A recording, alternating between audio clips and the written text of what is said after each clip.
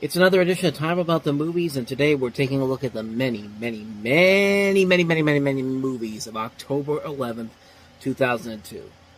I am not exaggerating by any means, but this is probably the most movies I've seen on 1 week worth talking about ever since I started this show, and that's a lot. Especially, there's more movies on this list here than there are when I usually do a leftovers episode for the end of the year. I mean, that's how big of a week this week is. So we've got 12 movies to look at. So how do I do this? How do I do all 12 movies and not feel like I'm taking up over an hour? Hopefully this won't take an hour. So I figured out what I want to do here. We're going to do a lightning round. I'm going to take 90 seconds for every single review to talk about all 12 movies. Not including the trailers I'm going to show off here, not including the clips I'm going to show you. But as soon as those clips are over, I get 90 seconds to tell you everything about these movies. I'll try to be as quick as I can. So yeah, that's my criteria here. Hopefully we can get through all of these pretty quickly, and we will all have a good time afterwards. Let me go ahead and take a swig of my drink. Crack my knuckles. Let's begin with the first movie, Brown Sugar.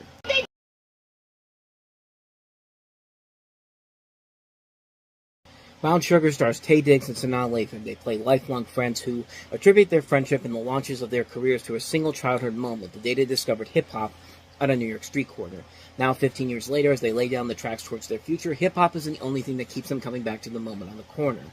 This is directed by Rick Famuyiwa. I think I pronounced that name right. He also did The Wood and also Dope.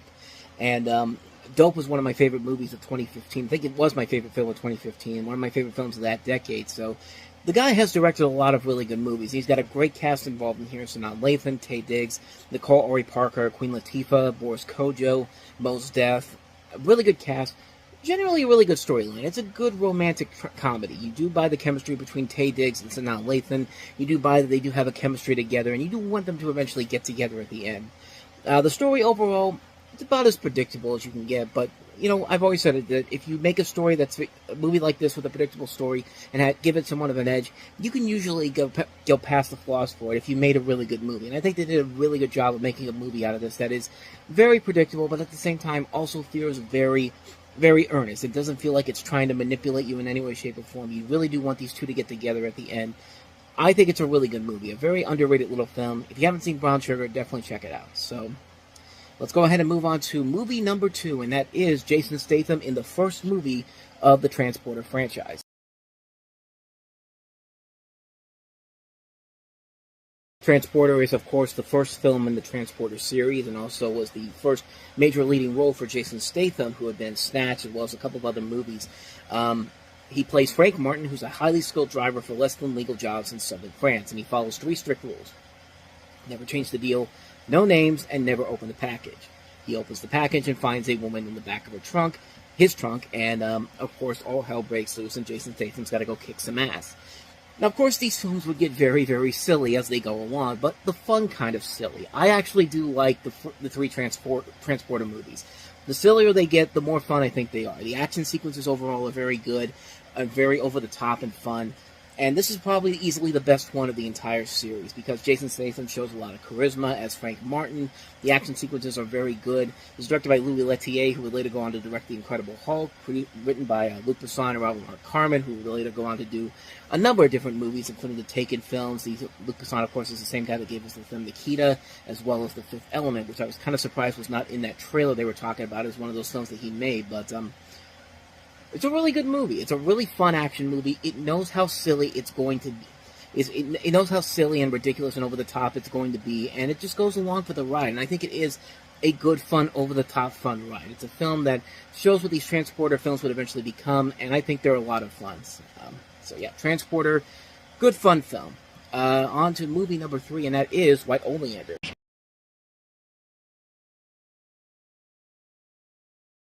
Based off the book of the same name, Alison Lohman plays a 15-year-old girl living in California. Her mother, played by Michelle Pfeiffer, is a beautiful, free-spirited poet and artist who suffers from a borderline personality disorder.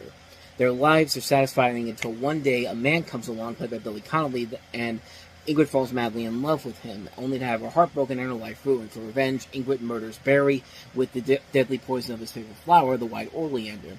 She's sent to prison for life, and Astrid has to go through foster home after foster home. Throughout nearly a decade, she experiences forbidden love, religion, near-death experiences, drug starvation, and how it feels to be loved. Throughout the years, she keeps in touch with her mother via letters to prison, and while Ingrid's gift is to give Astrid the power to survive, Astrid's gift is to teach her mother about love. Also in the film are Robin Wright, Renee Zellweger, Patrick Fugit, Noah Wiley, Cole Hauser, and for somebody who never read the book before and seeing the film, thought it was just alright. I mean, I didn't think it was anything too spectacular. It gets too pretentious at times every once in a while, but it has a nice visual look to it. I've never seen any of these films by this director, Peter Kosminski, before, so I don't know in particular if he directed anything else or just something off the top of my head, but yeah, for a film that I don't know much about the director, he's got a lot of visual appeal to his directing, and he probably has made some movies that I've heard of, but I just never really gotten a chance to get to talk about or even think about as I'm trying to speak this along here. But bottom line, White Oleander, fine for what it is, but nothing too spectacular. So on to movie number 4, and that is Tuck Everlasting from Disney.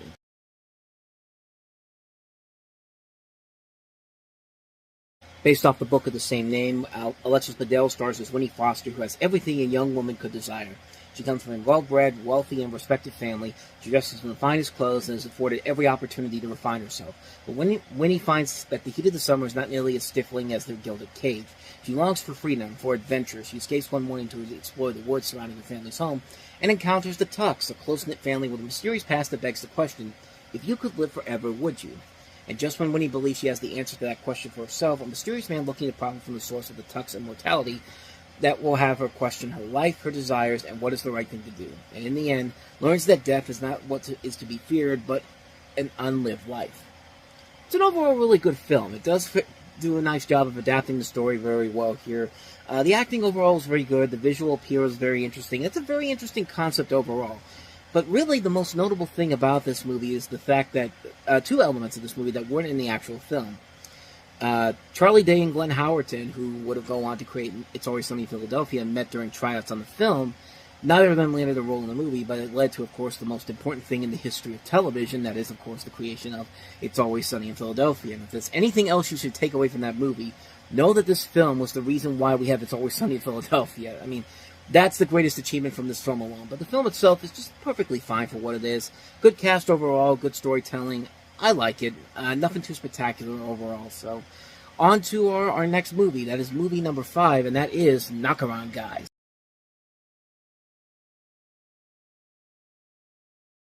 From the same guys that gave us Rounders, you have Vin Diesel, Barry Pepper, Andy Duvall, and Seth Green playing the 4 sons of major Brooklyn mobsters who have to team up to retrieve a bag of cash in a small Montana town ruled by a corrupt sheriff. Specifically, the story gets started when Matt DeMar, Barry Pepper's character, goes on a job to deliver the money to his mob father, played by Dennis Hopper, on the advice of his uncle, played by John Malkovich. And of course, in situations like this, things don't go as planned, and hilarity ensues. And, okay, maybe not hilarity, but you get the idea here.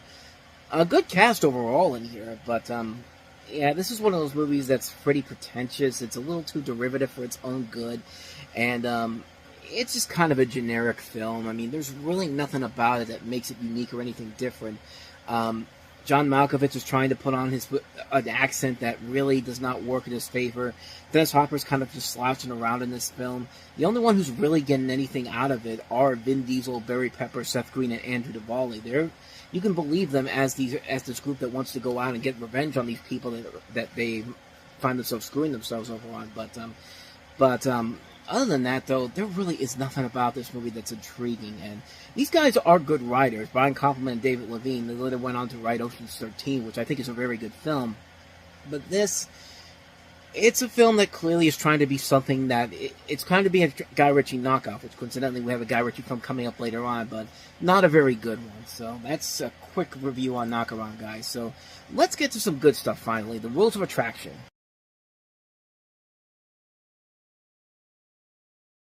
Of course, from the same people that gave us American Psycho and Pulp Fiction. This is a story about 3 Camden College students who become entangled in a love triangle: a drug dealer, a virgin, and a bisexual classmate. James Van Der Beek, Shannon Sossaman, Ian Somerhandle, Jessica Biel, Kate Bosworth, Kip Pardue, Joel Michaely, Thomas Ian Nichols, Swoosie Kurtz, Faye Dunaway. Great cast, really underrated film. I mean, it doesn't have quite the same sparks as something like American Psycho and Pulp Fiction do, but what a stylized, very interesting concept of a film that just has really good young talent in their prime, doing the best job of adapting the story to the big screen. I mean, this is a film that is really, it's a really good movie. It's a really very entertaining film that doesn't pull any punches. I mean, like I said, it doesn't have quite that same spark that something like an American Beauty or Pulp Fiction does, where those films are still considered classics this very day, but it definitely feels like a film that comes from that exact same area. It's not afraid to, like, be toned down. Like, it goes as far as it can take itself, and it's just like, man, it's just, it gets over the top at times, but in a good kind of way. It's a good, fun time all around. If you like a good, solid black comedy, this is definitely one I highly recommend. The Rules of Attraction, criminally underrated film. Great for acting all around from the main actors involved in here. I mean, this is just a really, really solid film. If you like Pulp Fiction, if you like American Psycho, you are definitely going to find a lot to admire about The Rules of Attraction easily. So with that said, we are at the halfway mark, and now let's get back to some crap. Here's Pokemon Forever.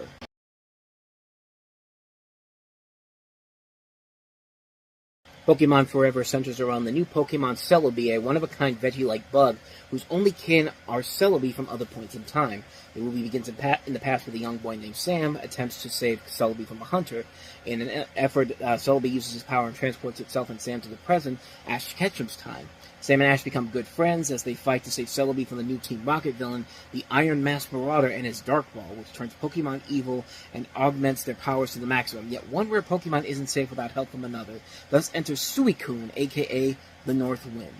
Notable about this movie is that it's the first film from Miramax when Warner Brothers sold the distribution rights off, and basically the Completion Bond company that pretty much screwed over most of the Miramax family films from the 90s came in and did the same thing with the Pokemon movies, and because of that, these movies suffered big time, and this film probably is one of the worst examples of it. You could tell when the Completion Bond company came in because there's bad CG effects in here. The story makes no sense whatsoever. It's like the same people that made the Pokemon TV series and the Pokemon movies beforehand had nothing to do with this, and it's the same people that ruined Tom and Jerry the movie. It ruined The Thief and the Cobbler. I mean, it ruined a lot of Miramax films that were completed under that Completion Bond company, which was bad from the beginning, but they came back with a vengeance, and this film just really got destroyed hard. Like, it was not a good film. It was probably one of the worst Pokemon movies yet.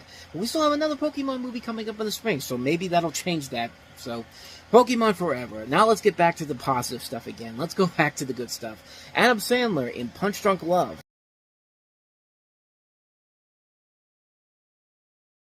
Paul Thomas Anderson returning after directing Magnolia. Adam Sandler stars in the movie as an entrepreneur with social anxiety who falls in love with his sister's co-worker, played by Emily Watson. The cast also includes Philip Seymour Hoffman and Luis Guzman. This film is most notable because it's Adam Sandler's first major dramatic role, and was basically the launching pad for him to do something outside of his usual mainstream comedies, and just goes to show you that the guy knows what he's doing. Unfortunately, the dumbasses of America didn't go see it because they bombed hard at the box office. Thus, Adam Sandler was forced to go back to making comedies for a good chunk of the 2000s, which is a shame because this is a really good movie, and it's good because Adam Sandler can really act. We've seen it now with Uncut Gems. We saw it with Hustler. We saw it recently with, like I said, Uncut Gems, but he's also done a lot of good dramatic stuff and criminally underrated stuff in Reign Over Me. He was one of the few things I really liked about Men, Women, and Children, even though that was not a good film, but the guy shows that he has a lot of acting chops, and just, you really wanted to see him do more movies like this instead of those lackluster comedies that he's most notable for. But it's just a great film. He's terrific in the film, leading a great cast. The visual appeal of this movie is unbelievably good. Robert Elswit does a very good job with the cinematography. The music by John Bryan is top-notch. It's a film that I love so much. Easily one of my favorite films of the year. Probably my favorite Paul Thomas Anderson movie ever. If you have not seen Punch Drunk Love, do yourself a favor and go check this movie out. You are missing out on something special. I got it on the 90-second mark on that one. On to the next movie, and this is not a good film, and in fact, it's probably the worst movie that comes out this weekend. Guy Ritchie directing Madonna, his then wife, in Swept Away.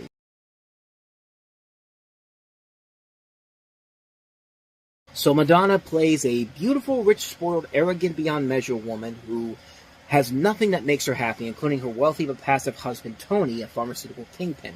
When he takes her on a private cruise from Greece to Italy, she is unimpressed at this impromptu, no-frills vacation and takes out her anger on the ship's first mate, Giuseppe. When a storm leaves the two shipwrecked on a deserted island, however, the sun will suddenly turn. And I think you can pretty much figure out what's going to happen there. You know, everyone says Madonna can't act. There's been movies where she can act, and she's been very good. You know, Who's That Girl? Desperately Seeking Susan, Dick Tracy, Evita. She's been good in movies, but she picks some really, really bad movies. And this remake of the 1974 Italian film of the same name is a perfect example of that. I think that trailer alone pretty much shows you everything wrong with this movie. I mean, like, she's failing hard in this movie. And I think it's just because Guy Ritchie has no real intention on making this movie. I mean, this is a film that devotes everything about what makes Guy Pearce a good director as a whole. Guy Ritchie, I'm sorry, I said Guy Pearce. I keep getting those confused for some reason, but maybe it's the same name. But I mean, okay, 30 more seconds. Swept Away. It's just not a good movie, and you could tell Guy Ritchie just had no interest in making this film. He was basically, I'm pretty sure he was basically begged into making this with his wife Madonna at the time, because this guy that she's having the chemistry with, Adriano Gianni, has no charisma whatsoever. This is just it's a poorly executed film. It's a terribly made film. What a waste of time, money, effort all around. I know I'm going over the time of the year, but screw it. I screwed myself up on this. This movie's terrible. Swept Away. Just sweep it from your mind. Avoid it like the plague. Okay. I know I went over on that one, but I screwed up a couple of times, so help me out here. We're almost done here. We got 3 more.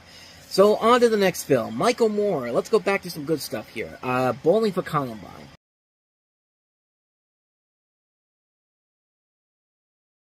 This is, of course, Michael Moore's documentary where he won Best Documentary Feature.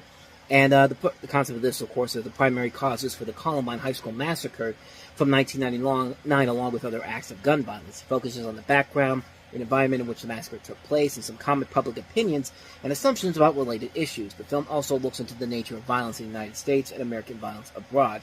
He has various discussions with people like Charlton Heston, South Park creator Matt Stone, the Oklahoma City bombing suspect James Nichols, and also musician Marilyn Manson.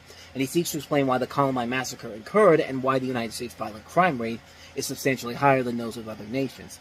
This was back in 2002. Can you imagine what would have happened if this movie was made today? This documentary probably would be over 4 hours long. But it still holds up, and it honestly could be seen as kind of something that's a bit ahead of its time. I mean, this was when Michael Moore shows what he can do as a filmmaker. I mean, there's a lot of questions about his filmmaking abilities as a whole and some of the films he's made as of late, but this is back when Michael Moore can really shock you in a good way and making you question life as a whole. Like, he's done it with Roger and Me, he's done with a bunch of other things, Fahrenheit 9/11 will follow up after this, but there's a reason why this is considered one of the greatest documentaries of all time, because it still holds up to this very day, and considering how the world is now, this thing definitely was ahead of its time. A brilliant movie, one of the best documentaries you'll ever see. It still holds up. It's ahead of its time. Bowling for Columbine. So let's go ahead and move on to our second to last film, and that is Below.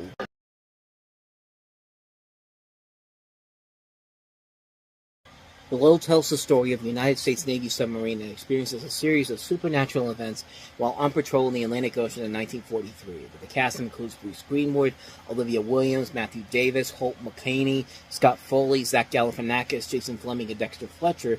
It's a directed film by David Twohy and a co-written film by Darren Aronofsky. So you have two very different, unique minds coming together here, Darren Aronofsky and David Twohy. And they make for a movie that is probably a very underrated little gem. It's a film that does not get a whole lot of attention. It actually bombed hard at the box office, but it wasn't a critical disaster either. It was just a mixed bag review. And I gotta say, man, watching this for the first time, I was actually pretty impressed at what these guys were able to do together.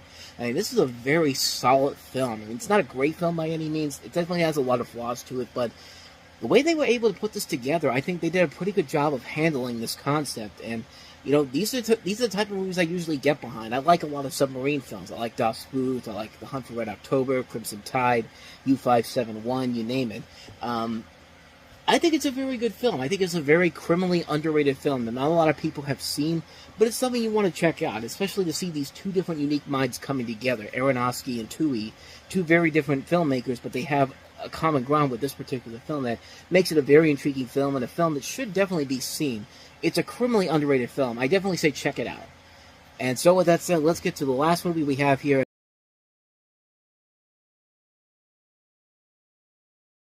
This is a documentary focusing on Jerry Seinfeld as he develops an entirely new act, having retired his old stand-up comedy acts after wrapping up Seinfeld and the HBO comedy special that came after that.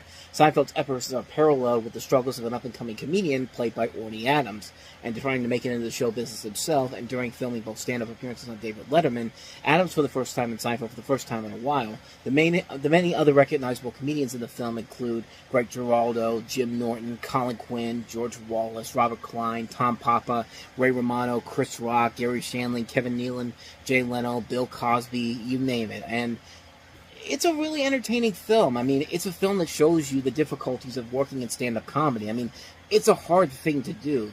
Basically, to do comedy at any level is really hard to do. You really have to own in your craft. And Jerry Seinfeld, in this film in particular, I think does a very good job of showing the trials and tribulations of trying to personify an act you're trying to put the focus on in order to have a successful career. And seeing as this from a guy who had a number of different successes in the 90s with Seinfeld, I mean, it's very interesting to see how it's panned out here. It's a really good documentary that, sadly, I don't think gets much of the attention that it deserves. I think it's a very good film. I really like it a lot. I say definitely check it out. Jerry Seinfeld's Comedian. All right, we did it. That's all 12 movies for this week. Next week, much less of a haul to work with here. We still got 5 movies, so that's still a lot of movies, but nothing like this week. Next time I'm talking about the movies, we'll talk about Naomi Watts and Gore Verbinski's The Ring, Katie Holmes in the thriller Abandoned, Formula 51. We also have Real Women Have Curves, which stars America Ferrera, pre Ugly Betty. And we also have Autofocus with Greg Kinnear, starring basically about the life of Bob Crane. And those 5 films we'll take a look at on the next episode. But until then, thank you so much for watching this episode. I know it was a long one, so if you like what you saw and you want to see more videos like this, hit the playlist on the next page, check out the previous episode, and also don't forget to hit the like and subscribe button if you want to see more videos like this on this channel. So with that said, I am off. I will see you guys next time, and until then, as always, take care. Thanks for watching.